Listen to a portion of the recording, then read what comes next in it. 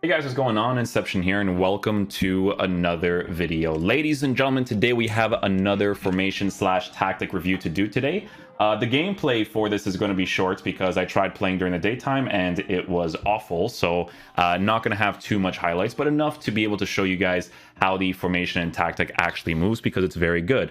So these tactics are going to be from Viperalization. You guys are going to get a link in the bio down below, as well as the comment section. So for the original video, be sure to give a like to it.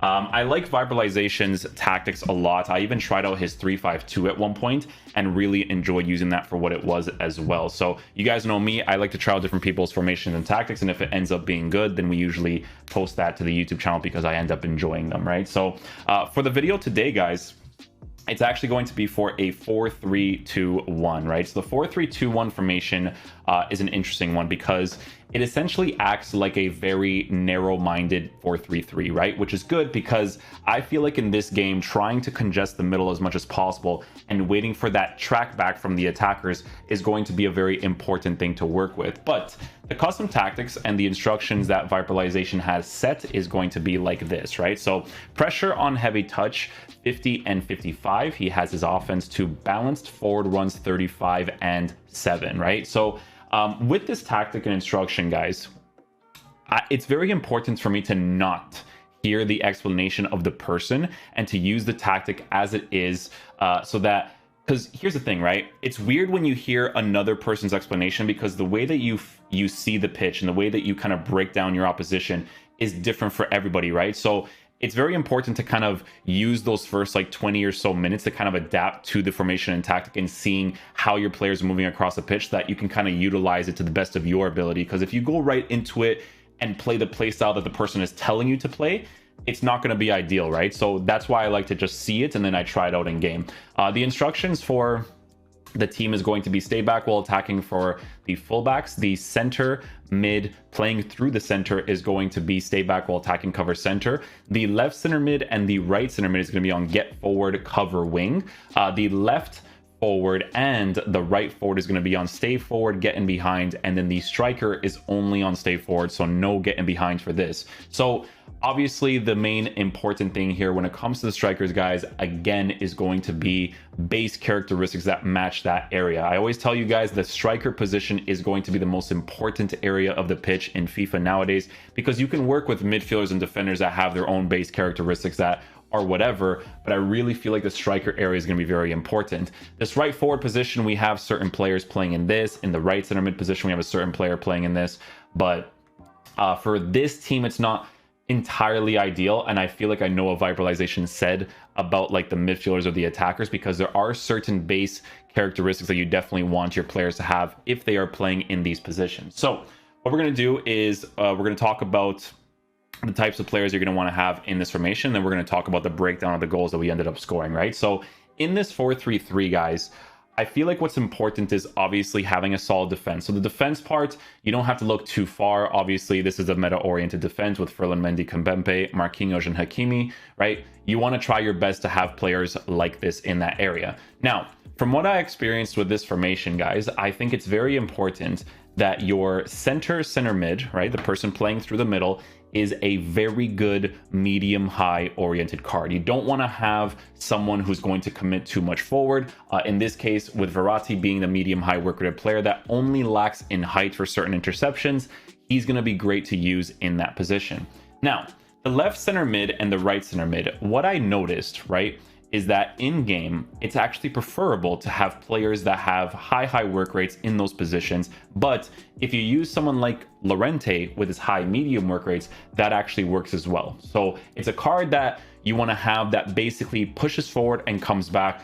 If you use someone like the new Lucas Paqueta card, the player of the month card, in that position, he's just going to be a little bit more defensive minded with his base characteristics, right? But if you use someone like a Renato Sanchez, he's a very good equal balance of being able to attack and being able to defend. So having a player like that is super ideal. In this case, we have Carrasco playing as one of the center mids just because of the way that my Road to Glory account is set up. With Carrasco, the only problem with him is that he has no defensive capabilities, right? So you want to have your midfielders, especially your center mids, right? The left center mid and the right center mid, to be good at both attacking and defending. That's going to be the most important thing here. You guys will see in the highlights that we were able to still use it as it is anyways, but it's just very important. So in FIFA, yet again, guys, I always tell you guys that it's very important that players have very good attacking AI in the attacking positions. I'm not crazy about Ousmane Dembele this year, to be honest with you guys. If Carrasco had better dribbling than Ousmane Dembele, I'd actually prefer Carrasco over the Dembele card. But again, you sacrifice for what's in your team to what you need, right?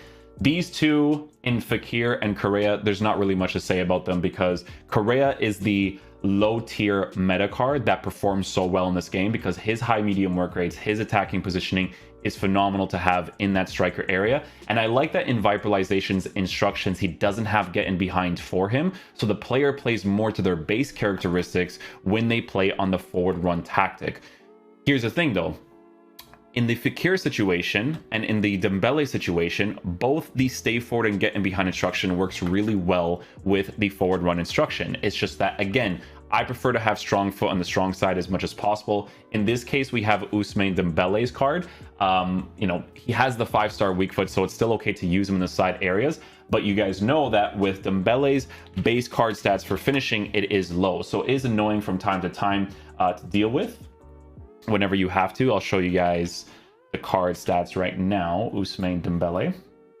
It's going to be on the wrong one, isn't it? I'm watching XQC monitor. It always does this because of the way that my setup is, right? But so the monitor here, you could see that we have someone like Dembele, right? So at Dembele, his finishing for base characteristics is low, and you do notice that. You also notice base characteristics for attacking positioning being at a 77. Regardless of me giving him a finisher, you still notice that being low. And the only way to fix that is to probably give him a Deadeye. But if I give him a Deadeye and I sacrifice the dribbling, it can be annoying from time to time, right? So it's just one of those types of cards to put in that position. I've seen a lot of people actually use the Deadeye and just use his base card stats for dribbling as it is, but for me, it would be annoying to work with from time to time, right? But I'm just letting you guys know the type of player that you want to have there. With Fakir, it's very different, right? Because with Fakir's card, when you give him a Hunter chemistry style, you're working with a high medium work rated player that has 90 attacking positioning, 99 acceleration, 91 for sprint speed, really good shooting stats. So you don't really have problems with this card. Like with Fakir's card,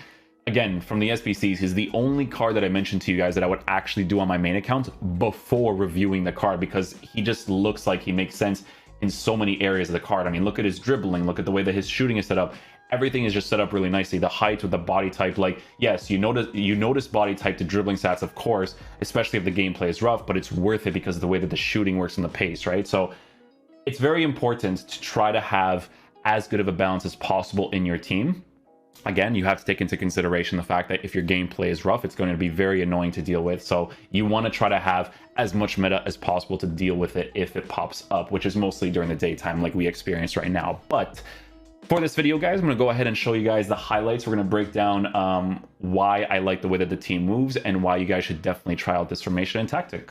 Okay, guys, so what you guys are going to be seeing here is a lot of congesting through the middle, right? So that's the whole point of using a formation like this in your team. A lot of the goals that you guys are going to actually see me score from the build-ups is my players aggressively pushing forward and being in that middle position. So you guys know how this year I kept telling you guys that the thing you have to look at the most is that track back from your attacking AI, right? Players that do it really quickly are the players that you're going to want in your team, right? So when you're building up the attack inside the 18-yard box, if you have your left center mid and your right center mid to get forward and they're inside the 18-yard box, but you also have your two attackers in the side areas always making those aggressive runs, you have to rely on your strikers attacking AI to understand that the pitch is going to be open in certain areas. You can see that a lot of the build-up that you guys will see here is me pinpointing certain passes, getting that driven pass off, working with the attacking AI runs. You can see there in Correa's case with the high medium work rates, high attacking position,